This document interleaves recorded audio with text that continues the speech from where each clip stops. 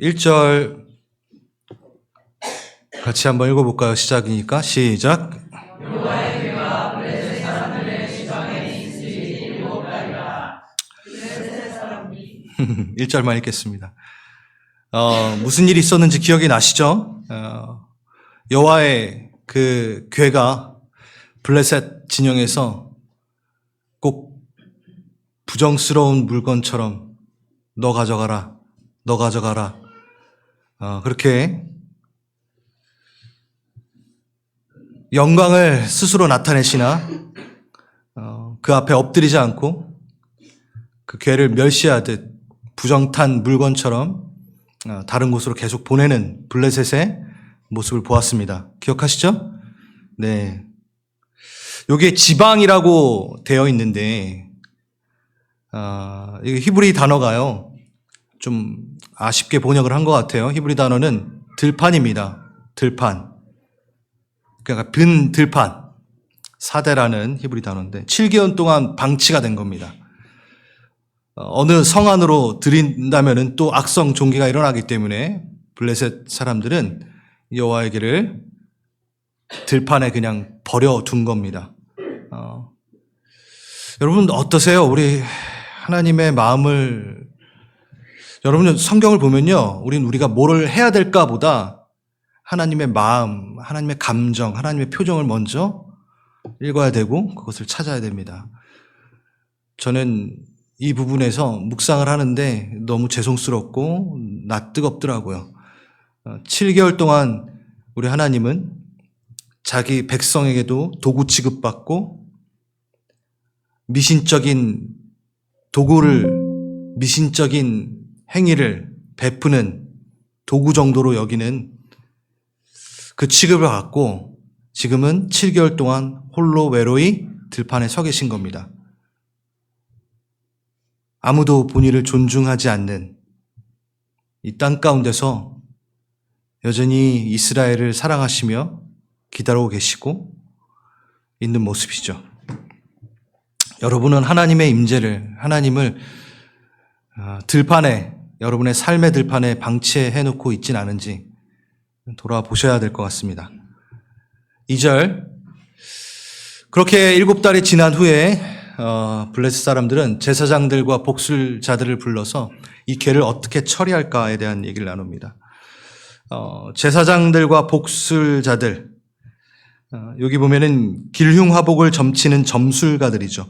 고대 문헌들을 보면요, 이런 점술가들은 동물의 간의 모양이나 색깔을 보고 점을 치고, 배를 갈라 동물의 창자 길이를 재어서 점을 치고, 그런 좀 주술적 행위가 들어가는 점치는 자들이죠. 이 점치는 자들은 환각제에 취해서 환각 상태에서 예언 행위를 합니다. 기독교와 전혀 다른 겁니다. 신약 시대에는 그래서 이런 점술 행위를 하는 것을 파르마케이아라고 헬라어 단어로 표현을 해요. 이 파르마케이아가 약물 환각제입니다. 그걸 뜻해요. 그래서 지금 우리가 알고 있는 파르머시, 그 단어의 어원이 되는 거죠. 약국, 약 제조, 그러니까 환각 상태에서 예언을 하는 자들. 제가 이 얘기를 하는 이유는 하나님이 준비하시고 가르치신 예배와 제사와 얼마나 차이가 나는지에 대한 부분을 말씀을 드리기 위함입니다. 우리는 하나님이 가르쳐주신 그 구약의 제사 제도가 지금 눈으로 본다면 좀 투박해 보인다라고 생각하고 잔인해 보인다라고 생각할 수 있지만 이 당시에서는 파격적인 제사의 방법이었죠. 왜냐하면 상당히 절제되어 있고 정결한 상태에서 예배가 드려집니다. 환각 같은 거가 아니라 무분별하게 하지 않고 문헌에 의해, 규례, 말씀에 의해 그대로 제사를 드리는 것. 자기의 감정, 기분, 임의대로가 아니라 필대로 막 하는 게 아니라 정확한 기준이 있었습니다. 그래서 아무 곳에서나도 못했고 유일한 한 곳, 그래서 무분별하지 않죠. 근데 이방의 제사들은 다 환각에 취해 자기의 임의대로, 자기의 감정대로 자신의 욕정을 해소하며 여러 군데에서 무분별하게 제사가 이루어졌었습니다. 우리의 지금 눈으로 봤을 때 하나님이 주신 제사를 우리가 투박해 보인다. 상당히 미신적이다라고 얘기할 수 없다라는 거죠. 오늘은 예배에 대해서 이야기가 계속 될 겁니다. 3절 봅니다. 이제 이들이 그들 나름대로의 수준을 다하여 그 수준대로 정성을 표합니다. 언약궤를 처리하는 사건이죠. 보면은 속건제를 드리자.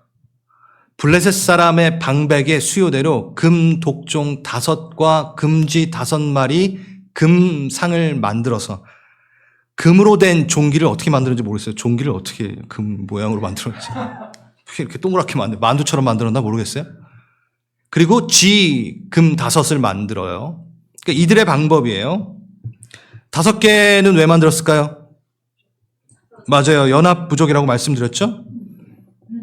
그리고 악성 종기를 전염시킨 게 쥐라고 그때 생각을 한 것 같아요. 그러니까 패스트 흑사병이었다라고 전문가들은 얘기합니다.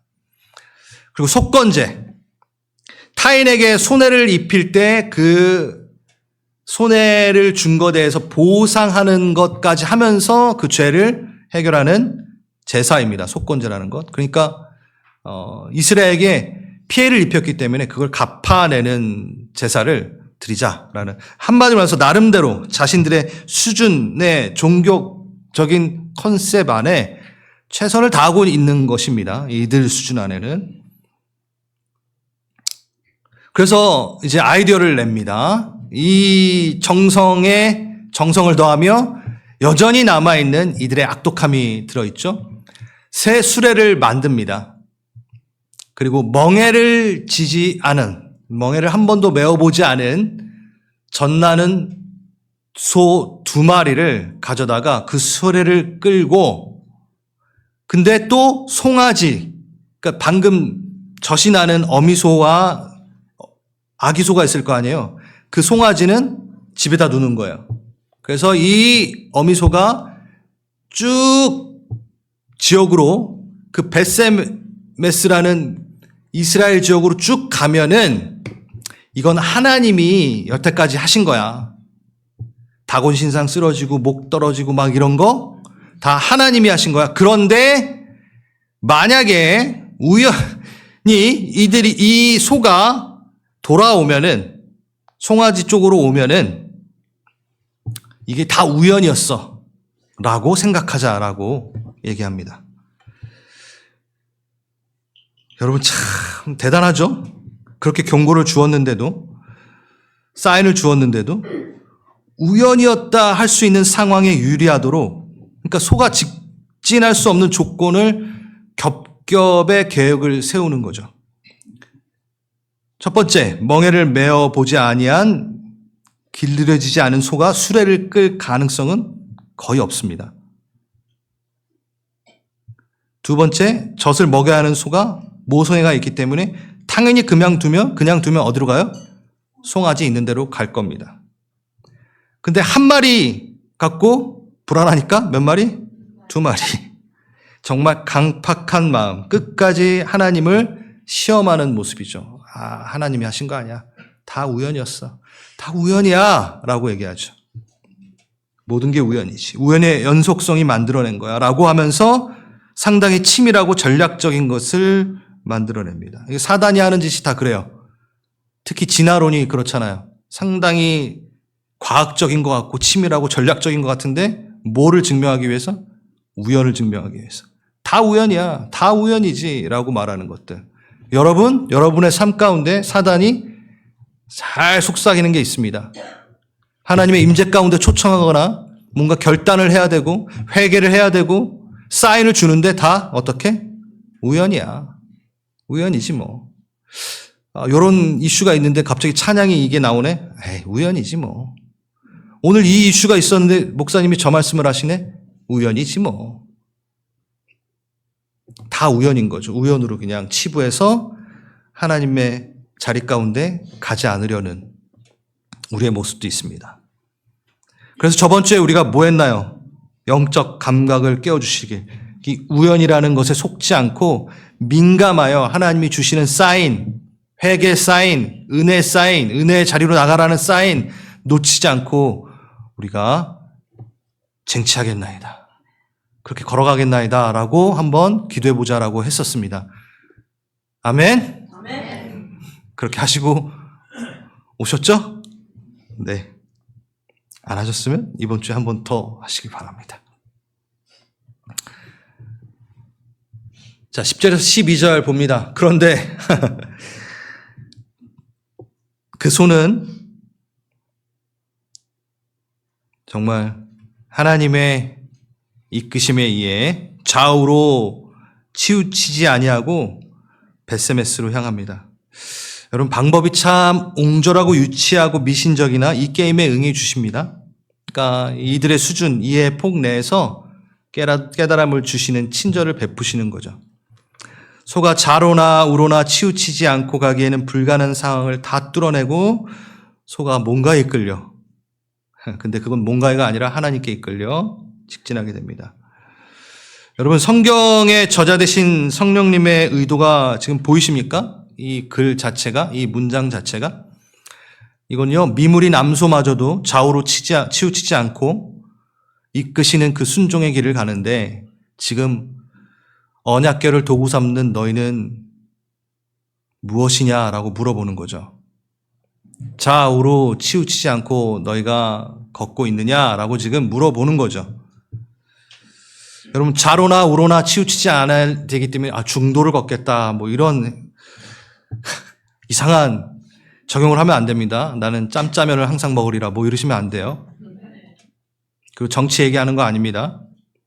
어정쩡하게 하는 거 아닙니다. 균형을 이루라는 지금 얘기가 아니라 성경에 나오는 좌로나 우로나 치우치지 말라라는 거는 반복이 되고 있습니다. 여호수아가 이 명령을 받습니다. 너 율법을 다 지켜 행하고 우로나 좌로나 치우치지 말라. 그렇게 삶의 예배 드려라 라고. 그리고 요시야 왕이 그의 행적에 다윗의 모든 길을 행하고 좌우로 치우치지 아니하였다. 이렇게 나와 있습니다. 여기에 한글 단어에는 없지만 뭐뭐로부터 항상 이 단어에는 들어가 있습니다. 민멘누라는 단어가 들어가 있는데, 그러니까 하나님의 말씀으로부터 좌우로 치우치지 말아라 라는 거죠. 방향을 얘기하는 게 아니라 말씀의 뜻에 비춰봤을 때 하나님의 영광이 되는 일을, 하나님께 기쁨이 되는 일을 취하라 라는 얘기를 하는 거죠. 자신의 뜻을 수정해내고 깨고 하나님의 뜻을 가지고 걸어가라 라는 얘기입니다. 이 내용만으로도 정말 중요한 내용들이 참 많지만 오늘은 다른 주제를 좀 갖기 위해서 넘어가겠습니다. 13절, 이제 벳세메스 사람들이 골짜기에서 밀을 베다가 이렇게 보니까 괴가 돌아오는 거예요. 소에 이끌려서. 본인들은 한 게 아무것도 없는데 그냥 오는 거예요. 침묵하는 것 같았으나, 하나님께서 내 삶에 침묵하는 것 같았으나 주님께서 직접 오시는 그 은혜를 발견하게 됩니다. 그래서 이들이 암소를 번제물로 드립니다. 그 온 암소를 가지고, 그리고 수레를 나무로 패서 번제 드리는 거예요. 번제. 15절 레위는 이라고 되어 있죠. 자, 벳세메스 지역은요, 여호수아 21장에 보면 유다 지파 내에 위치한 지역인데, 이 벳세메스는 특별하게 레위 지파에게 할당된 제사장들이 살고 있는 지역입니다. 그러니까 뭐예요? 이 언약궤를 어떻게 대해야 될지를 알고 있는 사람들이 모여 있는 곳에 지금 언약궤를 보낸 거예요. 하나님이 일부러. 왜냐면 언약궤가 왔을 때 어떻게 대처해야 되는지를 전혀 모르면 안 되잖아요. 그런데 전혀 다른 방향으로 흘러갑니다. 언뜻 보기에는 잘한 것 같으나 아주 기본적인 것부터 소홀하게 여깁니다. 얼렁뚱땅이죠, 뭐. 그럼 번제는요, 레위기 1장에 나오는 가장 대표적인 제사 방법입니다. 그러니까 레위인이라고 하면 제사장을 길러내는 레위인이고 성막을 섬기는, 성소를 섬기는 레위인이라 하면은 번제를 모를 리가 없는 거죠. 모를 리가 없습니다. 근데 뭘 지금 이들이 소홀히 여겼나요? 뭘까요, 여러분? 맞아요. 암소. 여러분, 이들은 밀을 배다, 그러니까 농경생활까지 하니까 이 소가 암소인지 숫소인지도 모르는 상태가 아니에요. 다 알아요. 근데 암소입니다. 만약 소를 번제로 드리려거든 흠이 없는 수컷으로. 이거는 우리에겐 조금 생소할 수 있지만 이 당시에 이들에게는 진짜 너무 당연한 거예요.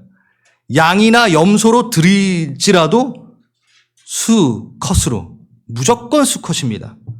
이거는 뭐 아주 어린 아이부터 알 수 있는 것들이죠. 근데 뭐 어떻게 해요? 제사 규정을 몰라서 그런 게 아니라 대충입니다.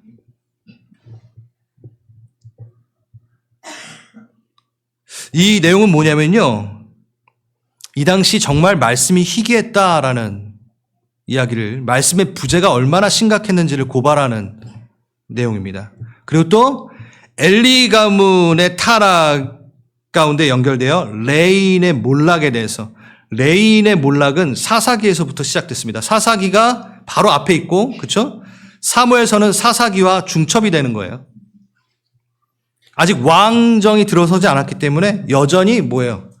사사기입니다. 그러니까 사사기는 레인의 몰락을 얘기하기 때문에 그대로 이어서 얘기하고 있고요. 그리고 가장 우리가 쉽게 이해될 수 있는 것, 암소 드리지 뭐, 그냥 디테일이 없어요. 비중 있게 대하지 않습니다. 하나님을 존중이 없습니다. 여전히 오늘 예배 시작 전에도 제가 말씀드렸죠. 나를 존중하는 자 내가 너희를 존중할 것이고 나를 멸시하는 자는 내가 경멸할 것이라. 대상을 경솔히 여긴 겁니다. 하나님을 경솔히 여긴 겁니다. 뭐 잘못하고 제사 드리면 되지 뭐. 뭐 매주 드리는 예배 대충 좀 이번 주는 드리면 되겠지 뭐. 이렇게 된 거예요. 비중 있게 대하지 않는 거예요.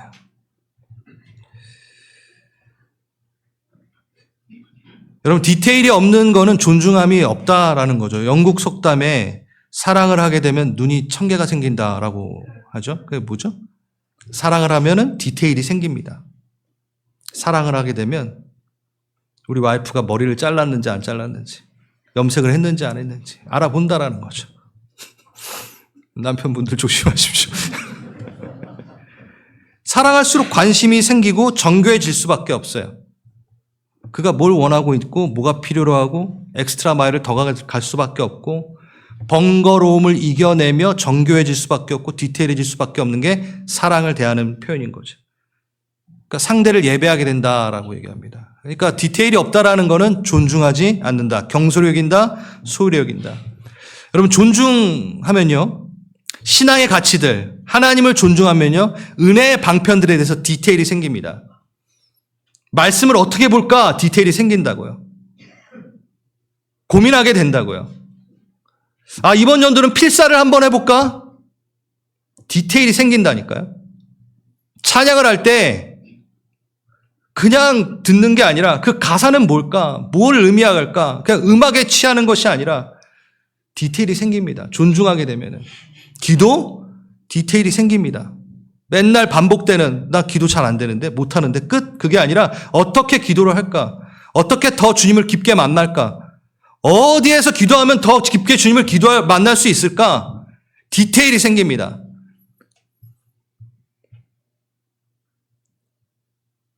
근데 신앙생활이 몇 년이 지나도 디테일이 없어요. 그냥 반복했던 거 그대로. 그건 존중이 아닙니다. 디테일이 생겨야 됩니다. 정교함이 생겨야 됩니다. 여러분, 여러분의 삶 가운데 말씀, 기도, 찬양, 그 은혜, 하나님 앞으로 나아가는 그 은혜의 방편에 대해 디테일이 생기시길 바랍니다. 정교함이 생기시길 바랍니다. 그게 주님께 엎드리는 것이고 존중하는 것입니다. 교회에서 이루어지고 함께 하자고 하는 셀 모임, 찬양팀 모임, 행정적인 모임이든 하나님 나라를 위해서 디테일이 생겨요. 소중히 여겨요. 우리가 그것을 놓치지 않았으면 좋겠습니다. 너무 까탈스러우신 거 아니야? 왜 하나님 대충 좀 받으시지? 여러분 출애굽기 레위기 보면요. 성막의 크기, 모양, 재료, 색깔까지 막 정해주세요. 하나님이. 왜 그러셨을까?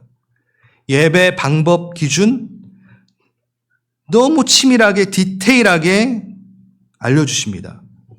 인간의 의견, 생각 절대 개입되지 않도록 철저하게 하나님만이 정하신 방법으로만 하라고 하십니다. 너무 강압적이지 않나요, 여러분? 너무 까탈스러우시고 그런가요? 왜 그러셨을까? 여러분 한번 궁금해 보신 적 없으세요? 왜 제사에는 이렇게 디테일함이 있지? 그냥 대충 암소로 드리면 안 돼? 여러분 이건 뭘 뜻하냐면 다시 저 위에 거 하나님이 철저하게 정하신 방식대로만의 예배를 우리에게 주신 이유는 1번 같이 읽겠습니다. 시작. 예배는 인간이 주체가 되지 않는다라는 걸 가르치시기 위함입니다. 예배는 우리가 하나님께 선물로 드리는 게 아니라 하나님이 우리에게 선물로 주신 은혜의 통로입니다. 하나님이 정하시고 하나님이 은혜시기 때문에 주신 통로이기 때문에 이거는 하나님의 방법으로만 돼야 되는 겁니다. 그걸 가르치시는 겁니다. 인간이 하나님을 조종할 수도 없다라는 얘기인 거죠. 예배를 통해 인간이 하나님을 조종할 수 없다라는 걸 가르치시기 위해서 하나님의 방법만 있게 하신 겁니다. 주권적 선포죠. 인간의 편의, 취향대로 예배의 기준을 설정하지 못하도록 일부러 이렇게 해야만 해. 신령과 진정으로 드려야만 이걸 예배라고 난 할 거야.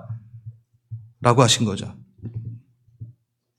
그리고 또 하나 읽겠습니다. 시작.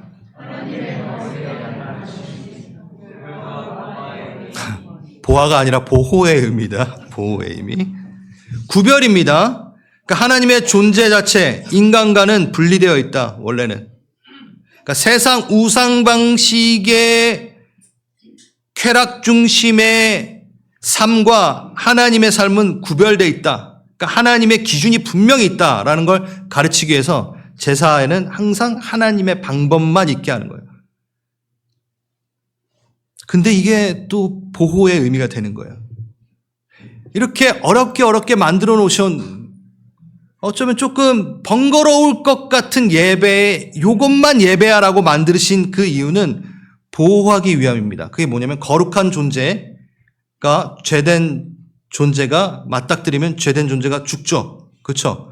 그렇기 때문에 항상 방호복을 입히듯 절차들을 만들어 놓은 거예요. 이건 그러니까 보호인 거죠. 태양을 바로 맞닥뜨리지 못하도록 선글라스를 우리에게 준 거랑 마찬가지고 만약에 방사능이 있다면 방사능 보호복을 입히게 하신 거고 제사가 바로 우리를 만나고 싶은데 죄된 이가 바로 올라 그러니까 어떻게 사랑하시니까 보호하시려고 이렇게 해야 돼라고 가르쳐 주신 거라고요. 그러면 이러한 하나님만의 방식대로의 이 철저한 이 절차들 물두덩, 떡상, 불, 향단 그걸 지나가지고 겨우겨우 도착하는 그거는 누구를 위한? 우리를 보호하기 위함이라는 거죠. 그렇기 때문에 제사는 이 철저한 하나님만의 방식의 예배는 강압적인 게 아니라 오히려 사랑이기 때문이라는 거죠. 인간을 배제시키시기 위해 제사를 만든 게 아니시잖아요. 인간을 속박시키려고 어렵게 만들어가지고 힘들게 만들려고 제사를 주신 게 아니잖아요. 오게끔 하시려고. 그렇죠? 그때 우리의 삶에 적용해 본다면 하나님의 방식의 예배를 쫓는 건 보호를 의미하는 겁니다. 세 번째 크게 읽겠습니다. 시작.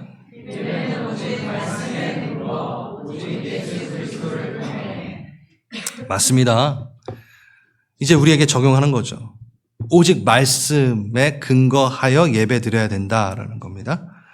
그리고 또 말씀 대신 예수 그리스도만이 그분을 통해서만이 예배를 드릴 수 있다를 가르쳐 주기 위해서 예표로 이런 구약의 제사들을 세세하게 만드신 거예요. 인간의 생각과 방법, 열심보단 하나님의 말씀, 계시의 뜻이 우선되는 예배가 돼야 된다. 성막의 기물들 어때요? 다 예수 그리스도를 예표하는 거잖아요. 그렇죠? 휘장은 그의 육체요. 대속제물 대신 어린 양 대신 예수. 그러니까 그 구약의 제사를 보면서 예수 아니면 예배가 불가능하다라는 걸 가르치시기 위해서 이 그림자를 보여주셨다라는 거죠. 하나님이 정하신 그 방식대로만의 예배가 있어야 되는 이유는 오직 예수 그리스도로만 예배를 드려야 된다. 아주 심플한 이유인 것입니다. 여러분은 하나님의 정하신 방식대로만의 예배를 삶에서 드리고 계시는지 한번 체크해 보셨어야 됩니다. 지금 얘기를 들으시면서 예수님의 십자가, 보혈, 영광 내게 너무 화석이 돼버린 단어인지 아니면 살아 움직이는 단어인지 한번 보셔야 돼요. 제가 여기서 말하고 싶은 건 예배 규정을 철저히 지키게 하신 것은 인간을 억압하기 위함이 아니라 다시 주권적인 선포요, 거룩한 가르침, 보호의 의미가 있고 예수 그리스도로만이 만남이 성립된다는 걸 가르치시기 위함이다라고 얘기하겠습니다. 이 시대에 좀 너무 만연한 예배 방식들, 위험한 예배 방식들이 있잖아요. 솔직히. 그렇죠? 사람들의 합의에 의해서, 그러니까 사람들에서 출발돼 사람의 생각으로 이건 예배다라고 만들어내는 것들. 그렇죠? 맥도날드 예배라고 얘기하죠. 내가 원하는 거 골라가지고 예배하는 것들. 목사님 말씀 너무 길어. 25분 만에 끝내? 길다고 뭐 예배는 아니지만. 그렇잖아요. 교회에, 요즘엔 유튜브에 보면요. 저는 알고리즘이 다 그쪽이라서 막 이게 떠요. 그럼 막 미국의 가장 인기 있는 교회 하면은 거기 들어가면 막 놀이시설이 막 장난이 아니고 막 축구 클럽을 운영하는 교회 막.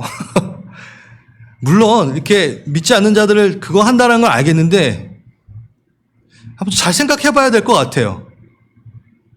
본질을 잃어버려 가는 거예요, 그냥.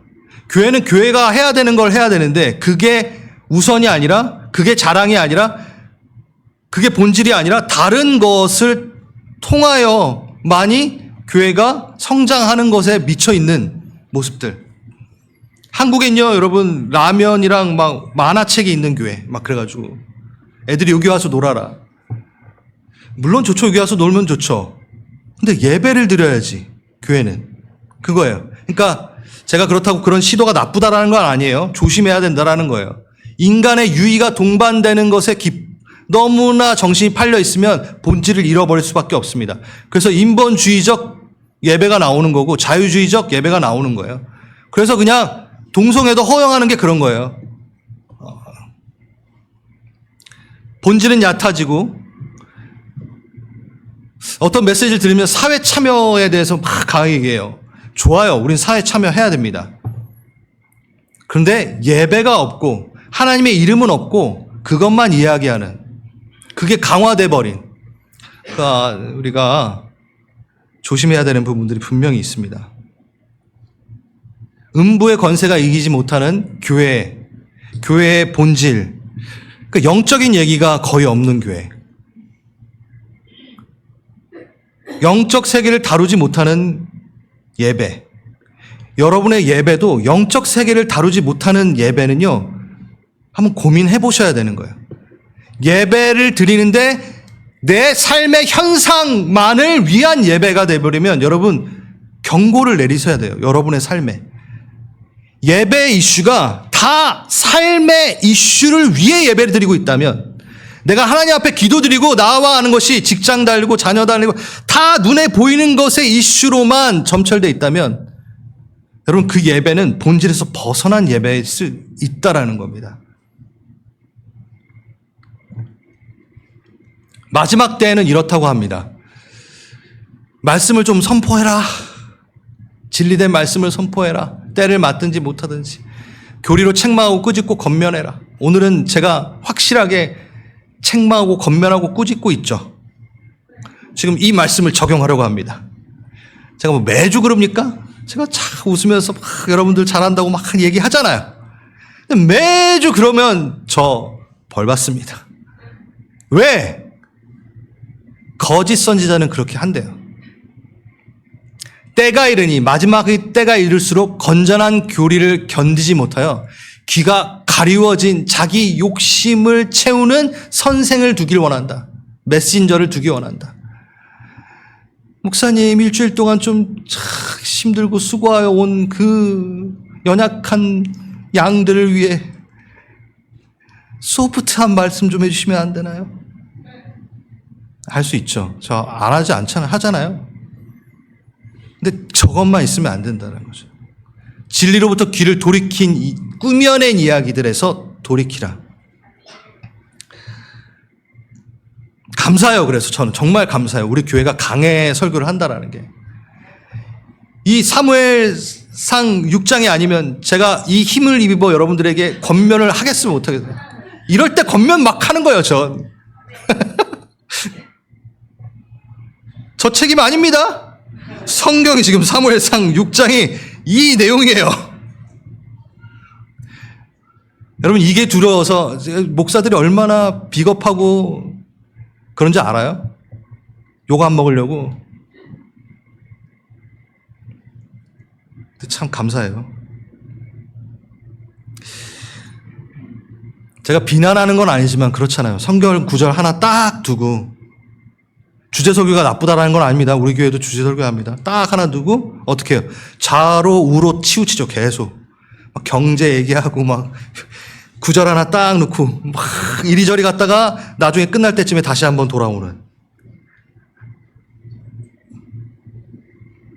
점 찍고 딱 끝나는, 그게 25분에 30분 안에 해결되는 설교 막 이런 거. 제가 지금 공적 예배만 얘기하는데, 그래서 더 우리는 본질적으로 말씀 앞에 나아가는 예배여야 됩니다. 말씀 그대로를 쫓아가는 예배여야 됩니다. 그래서 이 단단한 얘기도 여러분이 들으시고 오늘은 좀 찔려보고 돌아가는 예배가 되셔야 되는 거예요.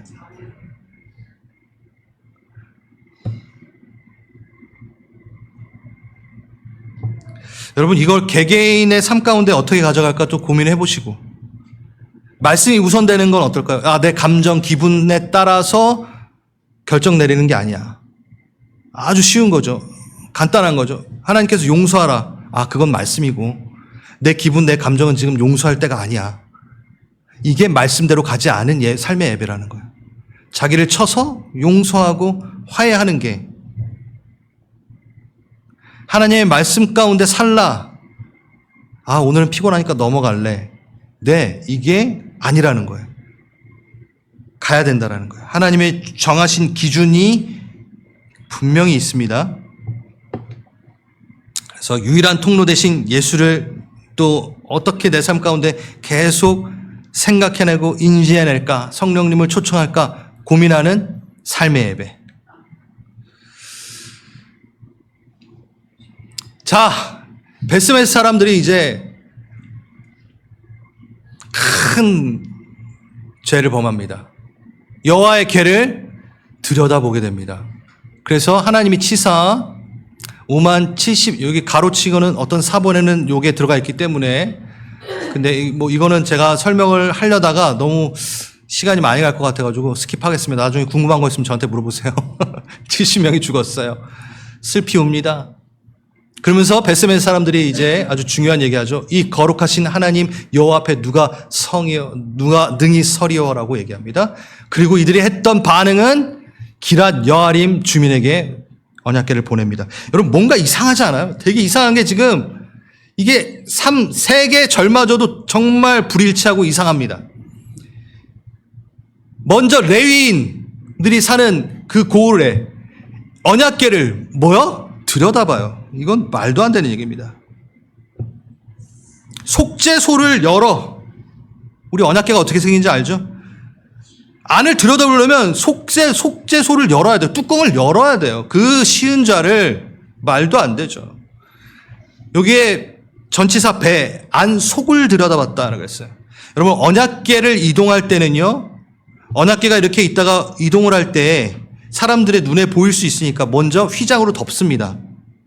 그리고 해달 가죽으로 한 번 더 덮고 그 다음에 순천색 천으로 또 덮습니다. 그러니까 이동할 때도 언약궤를 못 봐요. 누가? 대제사장만 언약궤가 어떻게 생겨먹었는지를 제대로 본 겁니다. 아무도 못 봅니다. 호기심. 그냥 호기심 정도였어요. 존중이 없는 거죠. 디테일이 없는 거죠. 겉도 보지 말아야 될 그 언약궤가 갑자기 눈앞에 나타났으니까 뭐예요? 열어보는 거예요. 모를 리가 없는데 이걸 말리는 사람도 없습니다. 왜 열어봤을까요? 왜 열어봤을까요? 아까 힌트가 있었는데 호기심도 있지만 언약궤 옆에 뭐가 있었다고요? 맞아요. 금 형상의 종기 모양과 쥐의 형상이 걔네가 조그맣게 좀 크게 만들었겠죠. 어휴, 야, 잠깐! 언약궤 안에 또 뭐 있는 거 아니야? 네, 존중함이 전혀 없습니다. 여러분, 하나님 앞에 존중을 더하십시오. 여러분, 존중한다고 여러분에게 손해될 거 없습니다. 정말입니다. 요즘에 AI한테도 존댓말 써야 된다고 막 이런 얘기 아세요?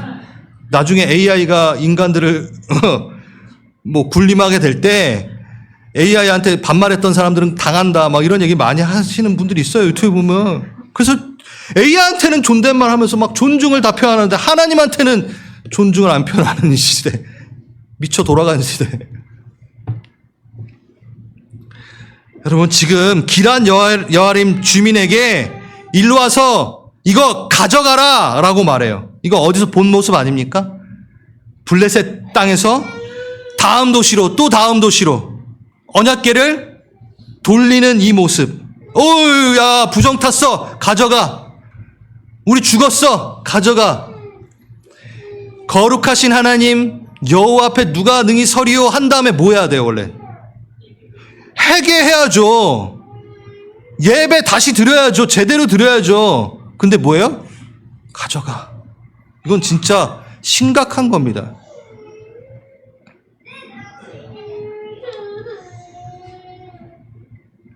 옷을 찢고 속죄하는 제사를 드려야 되는데 그렇지 않은 거죠. 여러분, 자신의 삶을 돌이켜야 되는 타이밍이 왔을 때 하나님의 임재를 그냥 보내버리는 거예요. 깨세요. 깨세요, 여러분. 자신의 삶을 돌이켜야 되는 우연이 아니라 하나님이 계획하신, 우연이라고 자꾸 치부하고 넘기지 마시고 자신의 삶을 돌이켜야 되는 어떠한 사인, 타이밍에 하나님의 임재가 버거워 그냥 보내버리는 거예요. 감당이 안 되오니 가시옵소서. 전 이 모습 가끔 봅니다. 성령님이 어떤 분을 강하게 임하셔서 뭔가를 만지실 때 좀 가끔 봐요. 그만하시옵소서. 어떤 분에게 방언이라는 어떤 은혜가 왔어요. 너 안 할래요. 전 많이 봐요. 방언이 중요한 게 아니라 그걸 통해서 하나님이 뭔가 일하고 싶은데 번거로운 거예요.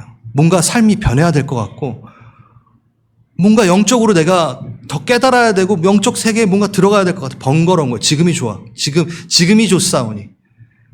하나님의 임재여 날 건드지 마소서. 기란 여아림으로 가세요. 여러분의 삶에는요, 견고한 진까지 뚫어내가지고 해방돼야 되는 무언가가 분명히 있습니다. 있어요. 근데 그냥 겉핥기식으로 은혜 가운데 있다가 보내버리는 거 많이 봐요. 제가 우리 사랑하는 성도님들 기도하면서 함께 뭔가 좀 더 나가야 되고 더 고민해 보셔야 되는 부분들이 있는데 안 하시는 분들을 제가 봅니다. 이것도 충분해. 내 삶에 교회하고 엮이는 거, 하나님과 엮이는 거, 요 정도 사이즈만 해도 충분해. 라고 넘기시는 분들 많이 봐요.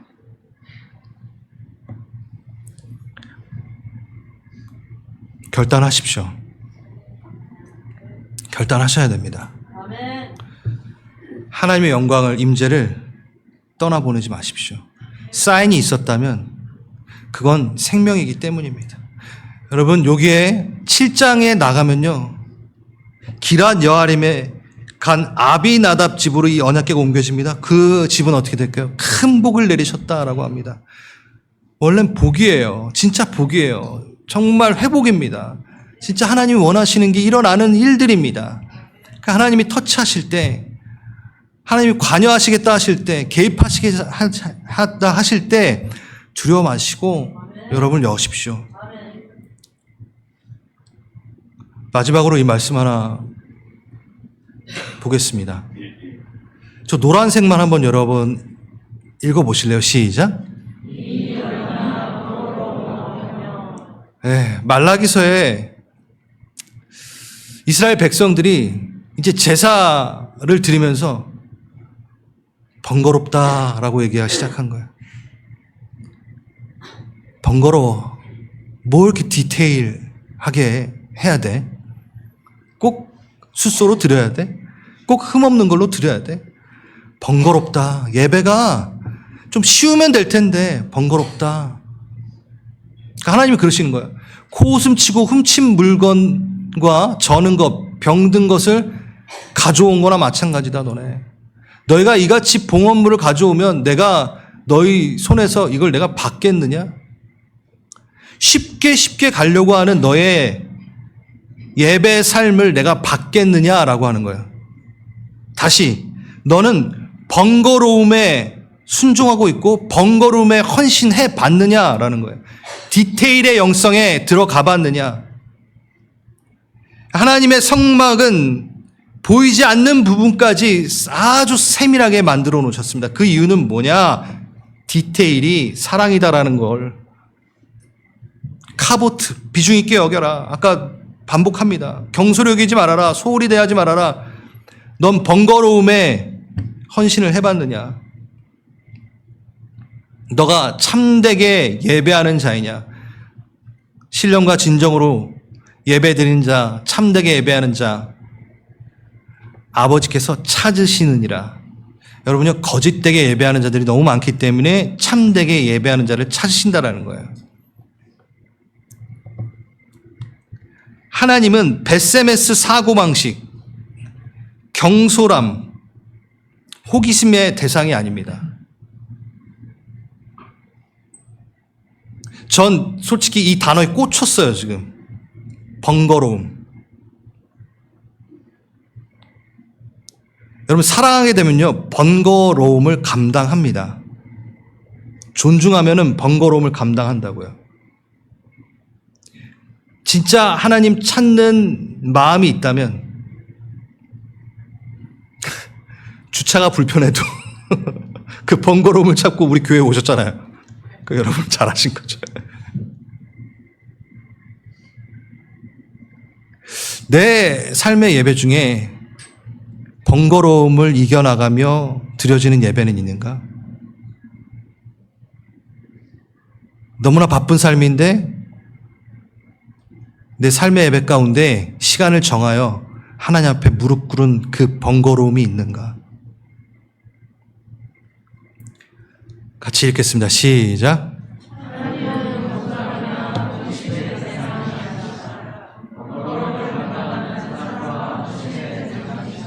아멘. 아멘. 그분은 그런 대상이십니다. 인간 관계에서도 소중한 것에 대해서는 헌신이 들어가요. 소중한 자녀에게 헌신이 들어가잖아요. 번거로움이 들어가잖아요.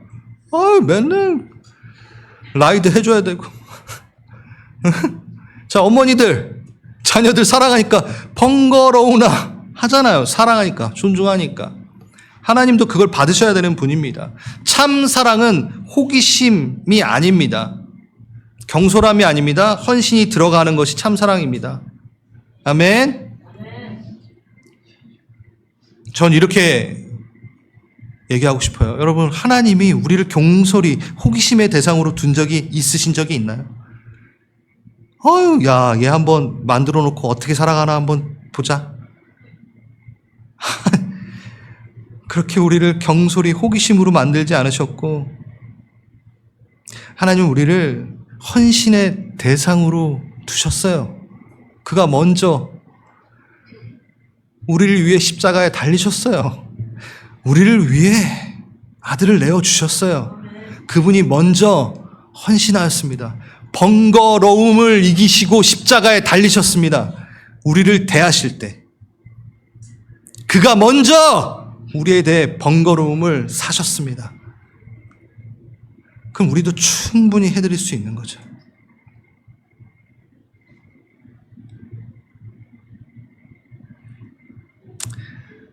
여러분, 하나님이 우리에게 먼저 하라고 강요하신 게 있나요? 이런 걸? 나는 안 할 테니까 너는 헌신해라 라고 얘기하신 적이 있나요? 하나님은 한 번도 우리에게 본인이 하지 않은 거를 권하거나 강요하신 적이 없으십니다. 다 그가 먼저 하셨어요. 그가 먼저 사랑하셨어요. 그가 먼저 헌신하여 십자가에 달리셨어요. 다 그가 먼저 하고 그 다음에 손을 내미신 겁니다. 여러분, 번거로움의 예배를 드리십시오. 여러분이 번거롭다 하는 것을 하나하나씩 하시기 시작하십시오. 수예배 번거롭죠? 여러분, 나오시는 거 번거롭죠? 언제부터 우리가 그렇게 온라인 예배에 익숙해졌습니까? 여러분, 아침 묵상하기 번거로우시죠? 그거 하나하나씩 하십시오. 해보십시오. 언약궤를 아비나답 집에 모셨을 때 아비나답이 존중을 다하여 뜻을 다하여 거룩히 구별하여 섬겼을 때 분명한 하나님의 돌파가 있습니다. 돌파가 있습니다. 예배의 돌파가 있습니다. 딴 데서 찾지 마십시오. 딴 데서 희망을 찾지 마십시오. 그러니 다시 한번 우리 삶의 예배로 들어갑시다. 번거로움의 예배 다시 시작합시다. 찬양 가사 PPT 안 나오면 찬양 하나도 못해. 여러분, 요즘 어떠세요, 여러분? 여러분, 외우시는 찬양이 몇 개나 되세요? 언제 우리가 이렇게 됐다고? 언제 우리가 이렇게 했었다고? 여러분, 성경 암송하시는 거 몇 구절이나 있으신가요? 성경 없으면 말씀이 없어요, 그냥. 우리가 언제 이렇게 됐습니까? 여러분, 삶 가운데 말씀을 선포해야 될 때가 있잖아요. 말씀을 저장해서 대적들한테 선포해야 될 때도 있고. 하나님 정말 안타까워하십니다. 하나님은 여러분을 위해 헌신하셨어요. 다시 번거로움의 헌신의 예배로 돌아가길 간절히 바랍니다. 그분을 호기심의 대상으로 두지 맙시다. 우리 기도할까요?